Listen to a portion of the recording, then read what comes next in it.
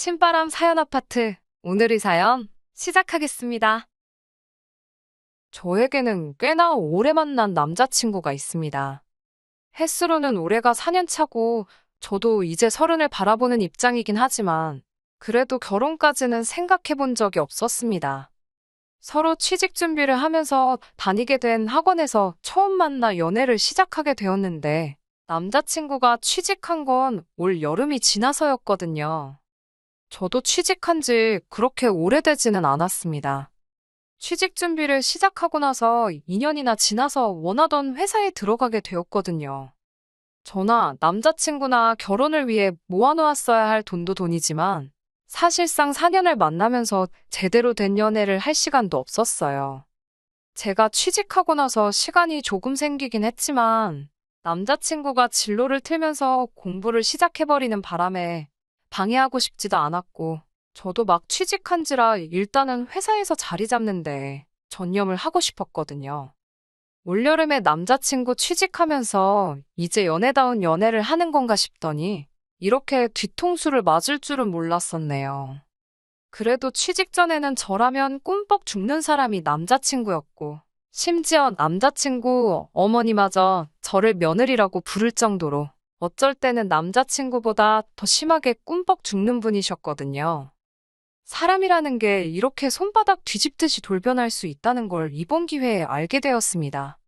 어디서부터 시작해야 할지 막막하니 간단하게 넘어갈 것들은 간단하게 넘어가겠습니다.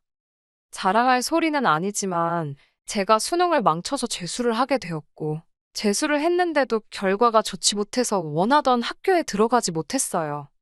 삼수를 하자니 엄두가 안 나서 그냥 그 중에서도 좋은 대학교를 골라서 간 건데 뭔가 아니다 싶고 아쉽고 후회가 남는 부분이 많았었습니다.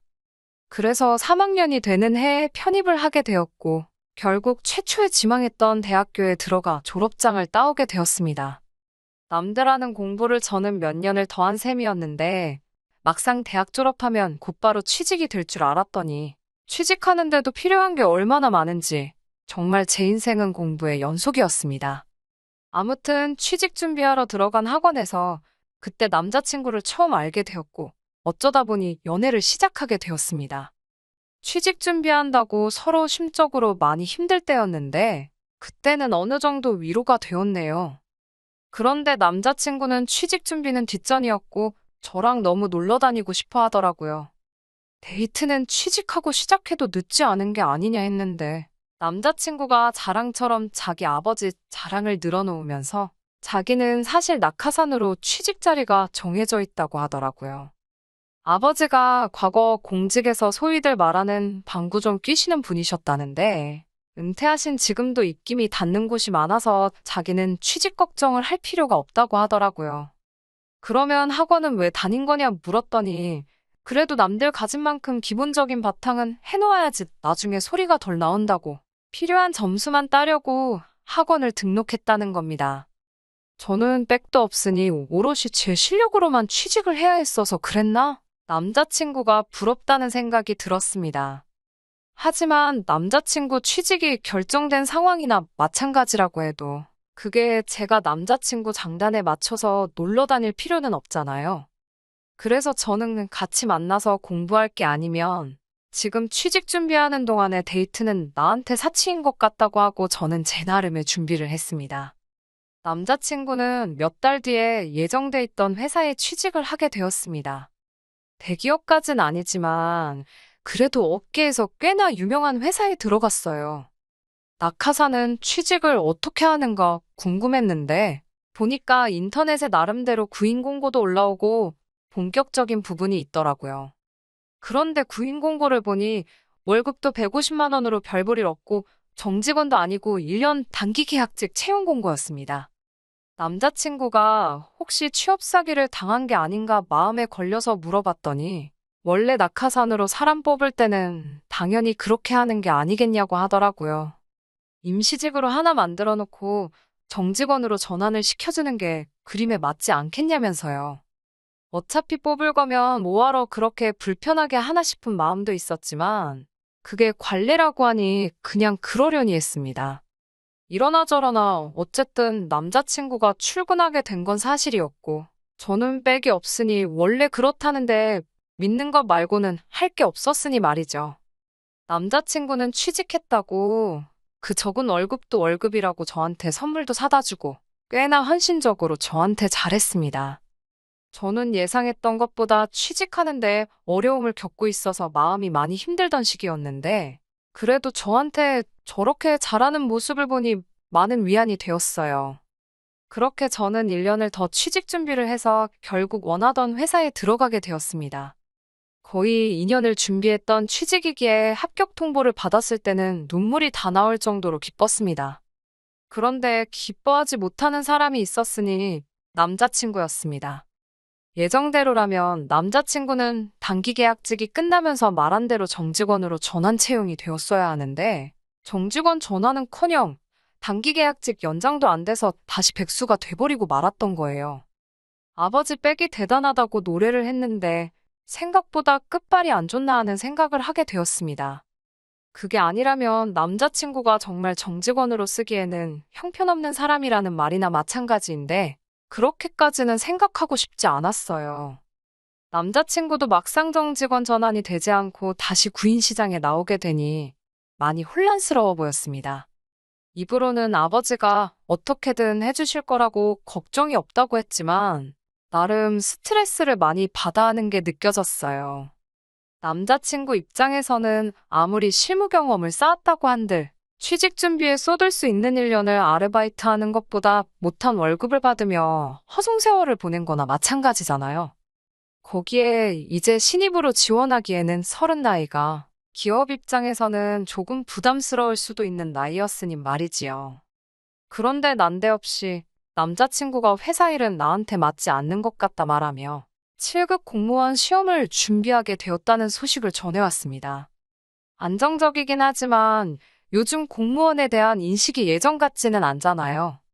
이왕이면 전공 살려서 회사 들어가는 게 좋지 않겠냐고 제 생각을 말했더니 남자친구가 또 아버지 이야기를 꺼내면서 아버지 인맥을 활용하려면 기업보다는 공무원이 맞는 것 같다고.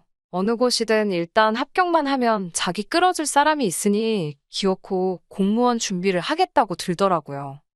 솔직히 한 번 실패한 전적이 있어서 남자친구가 아버지에 대해서 큰 믿음은 가지 않았습니다. 거기에 공무원이 자기가 되겠다고 되는 게 아니고 시험을 쳐야 하는 건데 7급이면 못해도 3년은 준비해야 한다는 걸로 알고 있었거든요. 그렇다고 제가 남자친구랑 헤어지겠다고 한 건 아니었습니다. 입장 바꿔 생각해보면 당장 제가 직장이 생겼다고 해도 취직 준비하는 동안 많은 위로가 되고 제 고집 들어준다고 데이트도 몇 번 안 했는데도 불만 한 번 말하지 않고 저를 기다려준 사람인데 내가 취직이 되었다고 해서 백수가 된 남자친구를 저버리는 건 도리에 맞지 않다고 생각했거든요. 그런 속물 같은 사람이 되고 싶지도 않았고요.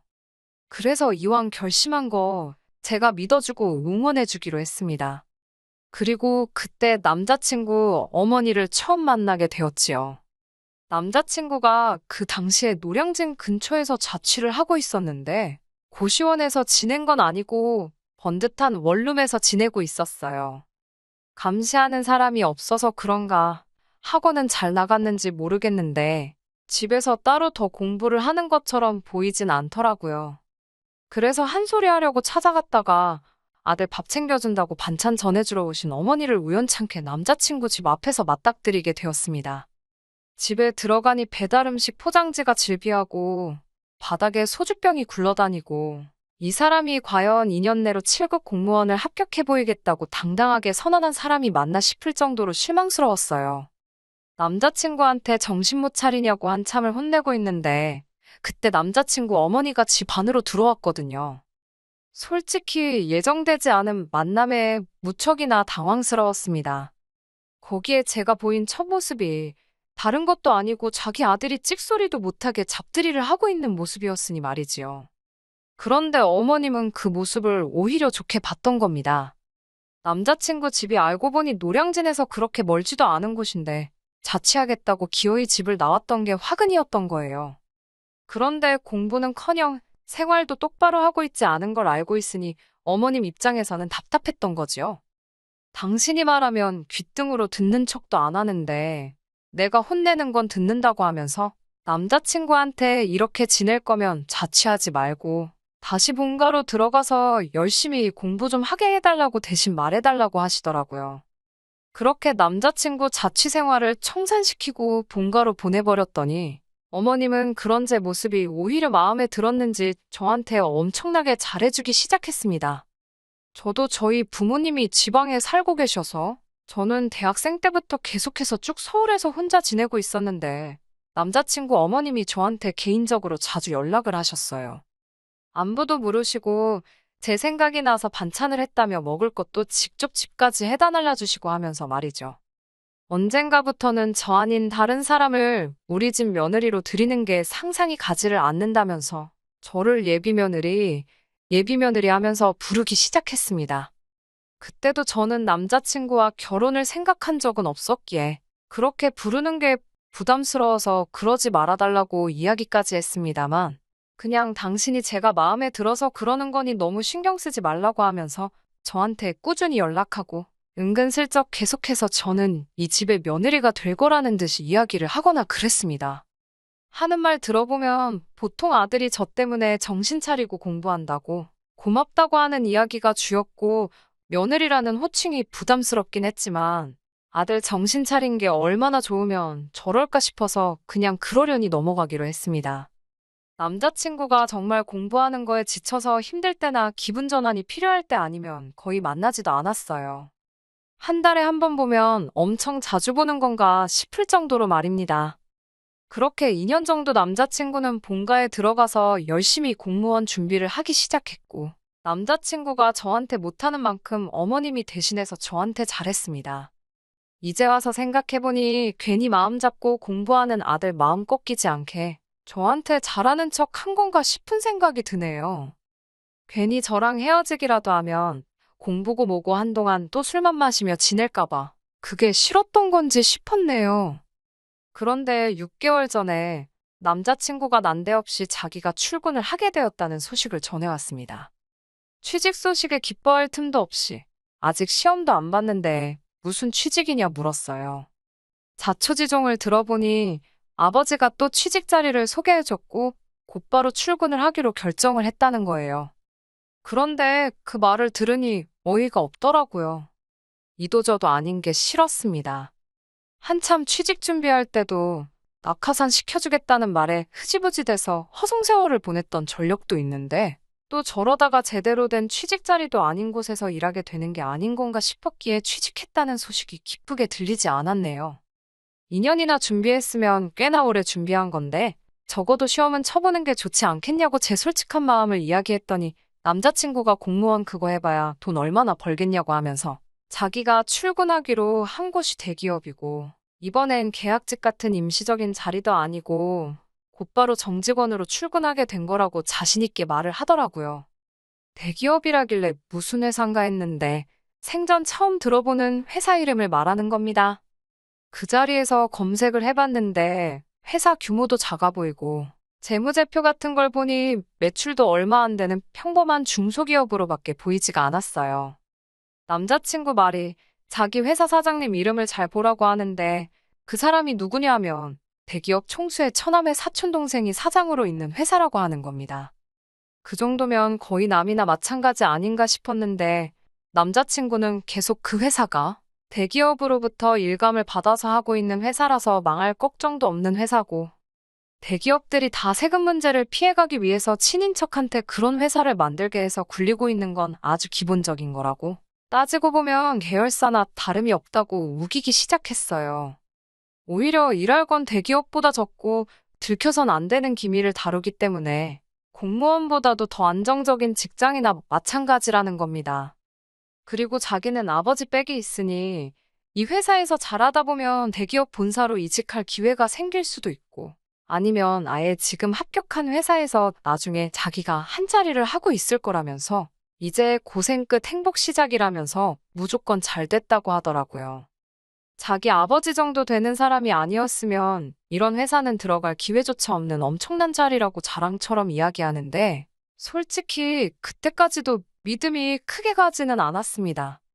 아무튼 그 뒤에도 남자친구 어머니가 저희 집까지 찾아와서 이제 날짜만 잡으면 되겠네 하면서 너스레를 떤 적이 있는데 이제 제대로 연애를 시작하는 건 맞는 말이긴 하지만 그렇다고 해서 그게 결혼까지 이어지지는 않는다는 말을 했습니다.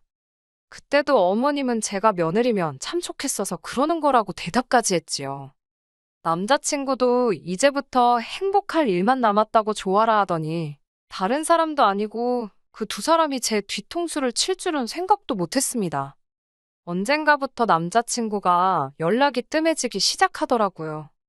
초반에 회사 생활이 그렇지 정신없겠지 하면서 이해를 하려고 했는데 쉬는 날인 주말에도 아무리 전화를 걸어도 연락이 없으니 신경이 쓰이기 시작했습니다. 바빠서 그런다고 넘기긴 했는데 어쨌든 4년 사귀면서 데이트를 할 것 제대로 해본 적도 없지만 이제부터 좋은 추억 만들자고 했던 사람이 저렇게 나오니 서운하기는 하더라고요. 그리고 그동안 못해도 2주에 한 번씩은 저희 집까지 찾아와서 냉장고 채워주고 가던 남자친구 어머니한테서도 연락이 더 이상 오지 않았습니다. 그러다 제가 편입하기 전 다녔던 대학에서 친하게 지냈던 후배한테서 연락이 왔습니다. 자기가 부모님 통해서 선자리가 들어왔는데 아무래도 상대방이 제 남자친구인 것 같다는 말도 안 되는 소식과 함께 말이지요. 말도 안 되는 소리 말라고 했는데 진짜였어요. 선은 이미 받고 남자친구가 끈덕지게 제 후배한테 애프터를 청하고 있었습니다. 후배가 저랑 연락은 뜸했지만 그동안 제스에 올라온 사진을 보면서 제가 남자친구와 연애하고 있다는 것 정도는 알고 있었던 거예요. 그런데 선자리에 나온 상대가 제 남자친구였으니 이걸 말해야 하나 말아야 하나 하다가 고민 끝에 알려주게 되었던 겁니다. 남자친구가 연락이 뜸해진 것도 그동안 저한테 반창거리며 거의 주말마다 제가 사는 집까지 찾아와서 우리 며느리는 저밖에 없다던 남자친구 어머니가 코빼기도 안 보이게 된 이유가 뭔지 대번에 알겠더라고요. 아들이 취직이 되었다고 선자리를 알아보러 다녔던 겁니다. 내가 며느리였으면 좋겠다고 노래를 부르고 이제 취직했으니 행복하게 해준다고 할 때는 언제고.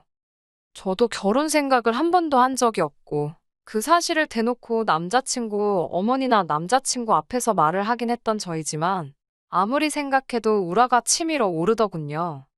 제가 결혼 생각이 없다 했으니 충분히 맞선을 볼 수도 있지만 그 전에 어쨌든 저한테 말을 하던가 저랑 정리를 하는 게 당연한 순서가 아닌가 싶었어요. 그런 생각이 드니까 연애를 접는 건 당연한 일이고 이걸 이대로 넘겨버려선 안 되겠다는 생각이 들더군요. 그래서 후배한테 저 좀 도와달라고 부탁을 했습니다. 달리할 건 없고 남자친구한테 관심 있는 척 몇 번 만나만 달라고요. 후배도 어쨌든 부모님 통해서 선자리 들어온 사람이 이니도 저버리는 짐승자식이란 걸 알고 나니 저를 흔쾌히 도와주겠다고 나서더군요. 후배가 제 남자친구를 잘 돼가는 척 계속 만나주는 계획이 어느 정도 진행되었고 남자친구가 제 후배를 자기 부모님에게 소개시켜주는 자리가 생기게 되어 그날 계획을 진행시키기로 했습니다. 후배는 사정이 생겨서 약속 시간이 닥쳐서 남자친구에게 30분 정도 늦는다는 연락을 하라고 했고 저는 약속 장소에 같은 시간에 우연찮게 가게 되는 식으로 같은 장소에 나타나기로 했습니다. 부모님과 함께 있는 자리에 제가 우연찮게 그 장소에 나타나니 제가 예상했던 대로 남자친구와 남자친구 어머니가 동시에 엄청나게 당황을 하더군요. 요즘 연락도 통없고 얼굴 보기 힘들다고 너스레를 떨면서 마침 저도 만나기로 한 사람과 약속이 취소되어 시간이 붕 뜨는 상황인데 이렇게 만난 것도 우연인데 오랜만에 같이 식사나 하자고 태연스럽게 자리에 앉았습니다. 예비며느리라고 그렇게 부르실 땐 언제고 온 가족이 모여서 식사를 하는데 어떻게 저를 초대를 안 하실 수 있느냐 능청스럽게 물으니 당혹감에 아무 말도 잊지 못하고 쩔쩔매고 있는 꼴을 보니 벌써부터 속이 후련했습니다. 가족끼리 중요한 자리라서 저보고 빠져달라고 하길래 어머님한테는 제가 벌써 한 가족이나 마찬가지 아니었냐고 자리를 지켰지요. 남자친구가 핸드폰을 만지작대면서 식당 입구 쪽을 번갈아 가면서 보는 게 왜 그러는지 딱 알겠더라고요. 남자친구한테 후배 이름을 대면서 혹시 기다리느라 그러는 거면 걱정 말라고 이제 두 번 다시 만날 일은 없을 거라고 해줬습니다. 그제서야 제가 무슨 수라도 썼다고 생각했는지 본성을 보이기 시작하더군요. 남자친구 어머니가 아들 혼삭기를 망치네 마네 따지길래 아들 자식 변변찮은 직장도 없던 시절에는 며느리는 나밖에 없다고 하더니 뒤로는 이렇게 호박씨를 까는 게 맞냐고 되물었어요. 4년이라는 긴 세월을 남자친구 여자친구 사이로 지내오긴 했지만 솔직하게 제대로 연애한 것도 아닌데 아쉬울 게 뭐 있냐고? 욕짓거리나 시원하게 해주고 남자친구와 남자친구 부모님한테 인생 그렇게 살지 말라고 한마디 해주고 왔습니다. 애초에 실망을 많이 했어서 그런가 아쉬움이 크거나 상처가 되거나 하지도 않았어요. 길게 만난 기간에 비해 오히려 둘 사이에 아무 일도 없었다는 게 참 다행이다 싶더라고요. 그리고 나서 그제서야 어머님하고 같이 해서 저를 찾아오더라고요. 처음에는 저한테 거짓말을 하더라고요. 그냥 부모님끼리 아는 사이다 보니 한두 번 만나본 게 전부라고 하면서 체면이 있으니 못 만난다고 하지는 못하고 그날 인사만 하고 두 번 다시 안 만날 생각이었다고 하더라고요. 이 상황까지 와서도 뻔뻔하게 거짓말을 하고 있는 꼴을 보니 말문이 막히더라고요. 그래서 솔직하게 다 말해줬습니다. 네가 선본 그 여자 사실 나랑 아주 친한 후배였다고. 그날 그 자리까지 가게 된 것도 솔직히 전부 다 내 계획이었다고요. 더 이상 변명할 구석이 없어지니 남자친구가 어머님이랑 합심해서 오히려 적반하장으로 나오기 시작했습니다. 여자 나이 30이면 너도 시집은 다 간 거라며 자기랑 다시 만나는 거 말고 저한테 선택지나 있을 줄 아냐고 하더라고요. 이젠 하다 안 되니 아주 말도 안 되는 소리를 하고 있길래 어디 한 번 더 떠들어봐라 하고 이야기 좀 들어줬습니다. 자기가 집안이 되고 능력이 되니 남자는 당연히 한 살이라도 더 어린 여자를 만나는 게 당연한 거 아니겠냐고요. 어처구니 없는 소리에 네가 무슨 집안이 되고 능력이 되냐고. 기껏해야 33살의 중소기업 겨우 들어가 놓고 대기업이나 마찬가지라고 자기 체면이나 걸고 있는 놈이 꼴에 무슨 능력이냐고 한마디 해줬습니다. 내 나이 30에 지금부터 새로운 사람 만나서 결혼하는 게 빠를지 33살에 이제 겨우 중소기업 들어가서 빌빌거리는 네가 장가가는 게 빠를지 한번 내기해보겠냐고 했지요. 맞선을 본 게 내 후배 한 명만은 아닌 것 같고 잘 돼가는 것 같으니까 걔한테 올인을 했나 본데 그마저도 잘 안 풀리니 똥줄이 타서 내 마음 돌리려고 찾아온 거 아니냐고 말했더니 꼼짝도 못하고 아무 말 못하더군요. 애초에 생각이 글러먹은 집구석이니 이렇게 헤어지게 된 게 아쉽지는 않습니다. 단 하나 아쉬운 게 있다면 그 더러운 본성을 모르고 4년의 시간을 보내버린 게 아쉬울 따름이에요. 적어도 마지막에 두 얼굴을 가진 남자친구 어머니와 주제 파악도 못하는 남자친구 한 방 먹여줬기에 그거 하나로 위안 삼으려고 합니다. 평생 공직에 계셨다는 끝발도 없는 아버지 믿고 사돈의 팔촌인지 대기업 회장 끈앞풀인지 하는 사장 밑에서 푼돈 받고 일하면서 그렇게 자기는 나은 놈이다 생각하고 착각 속에 살아갔으면 좋겠네요. 이미 정신 차리고 살기에는 늦은 건지도 모르겠지만요. 끝까지 들어주셔서 감사합니다. 오늘의 사연은 여기까지입니다. 구독과 좋아요, 알람 설정 부탁드리고 더 좋은 사연으로 다시 찾아뵙겠습니다. 감사합니다.